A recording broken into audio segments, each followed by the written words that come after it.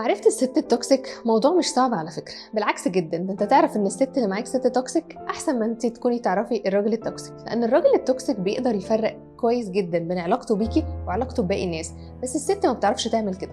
بس انت ليه ما بتعرفش تفرق؟ لان انت يا حبة عيني بتبقى وقعت في الحب، وانت عارف طبعا ان مراية الحب عمياء، ما بتبقاش عارف تفرق بين الاتنين. طب ازاي ان انت تعرف ان الست اللي معاك توكسيك؟ خطوات بسيطة جدا جدا، لان هي بتبقى واضحة وضوح الشمس.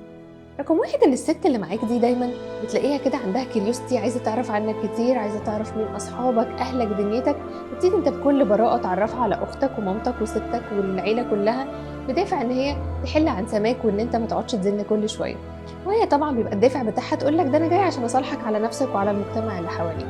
بس للاسف ان الست دي تبقى حشريه جدا، ودي من الحاجات اللي بتميز الست التوكسيك. غير كده بعد ما تكون عرفت كل الحاجات دي تبتدي توقعك في مشاكل.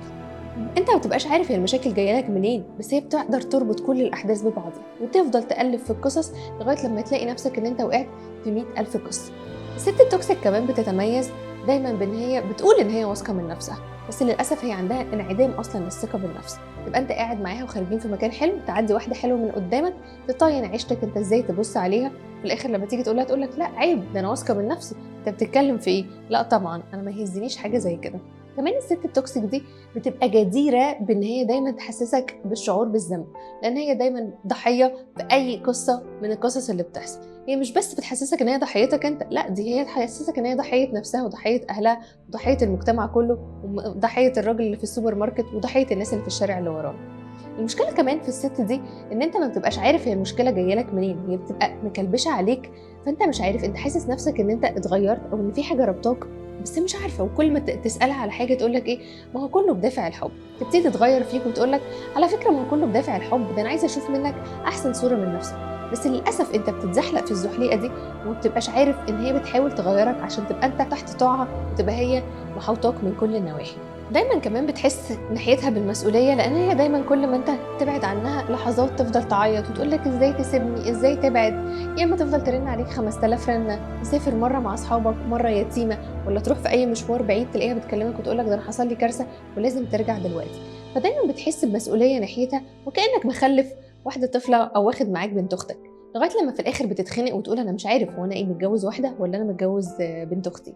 ودي بتبقى الكارثه الكبيره. هي دايما بتبتزك عاطفيا، ومش بس بتبتزك عاطفيا، بتبتزك بكل الطرق الممكنه والغير ممكنه. ولو جيت اتكلمت معاها وتقول لها ما اعرفش اصل الموضوع ده حقي، تقول لك لا يا حبيبي، حقك ده تبقى تاخده هناك في المحكمه. المشكله كمان الكبيره ان هي شايفه نفسها ما بتغلطش ابدا، كل الناس اللي حواليها بتغلط لكن هي استحاله تغلط، دي ملاك بريء، دي هي بتعمل كل اللي حواليك ده بتعمله لك بس من اجل ان هي بتحبك. لان هي ازاي بتغلط يعني؟ انت اكيد بس فاهم الموضوع غلط.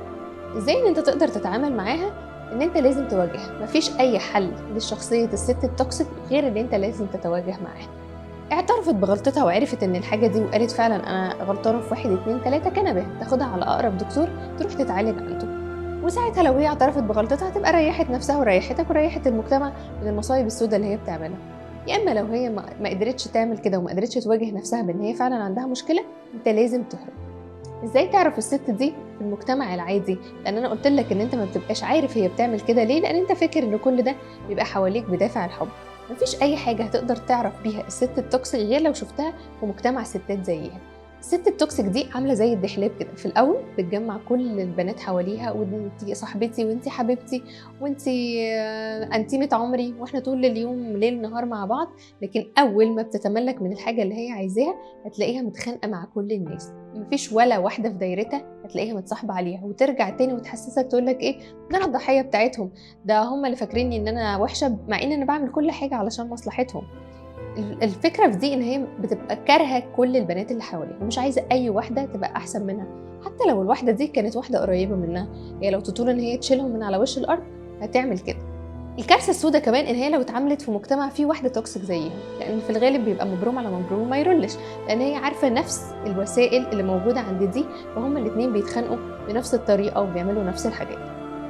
علشان تعرفها كويس انت محتاج تراقبها في مجتمع يكون فيه سيدات زيها، هتقدر تلقطها على طول من اول حاجه حصلت ازاي ان هي توكسيك او هي مش توكسيك. نصيحه اخيره لازم تعرفها ان انت لازم تبقى لاقط كويس قوي الست التوكسيك دي هي توكسيك ولا لا، لان المشكله الكبيره ان مش لازم الست التوكسيك دي تبقى مراتك، هي ممكن تبقى اختك، مامتك، حماتك، فانت مضطر ان انت تتعامل معاهم. بس اول ما بتحط حدود دي اكتر حاجه بتريحك، انت حدود التعامل فين مع الشخص التوكسيك اللي قدامك ده. حاول ما تقعش في الزحليقه بتاعتها دي، لان زي ما قلت لك هي بتحاول تحاوطك، لان الراجل بالنسبه لها هو اي حاجه هتطلع منه بمصلحه. لو تنفع جوزها تمام، تنفع صاحبها تمام، تنفع تجيب لها حاجات من على اول الشارع تمام برضو، هي ما بيفرقش معاها، لكن بيفرق معاها ازاي ان هي توقع الراجل اللي قدامها. فانت حاول بكل الطرق تلقطها من بدري علشان تقدر تتعامل معاها ايا كان هي دورها ايه في حياتك.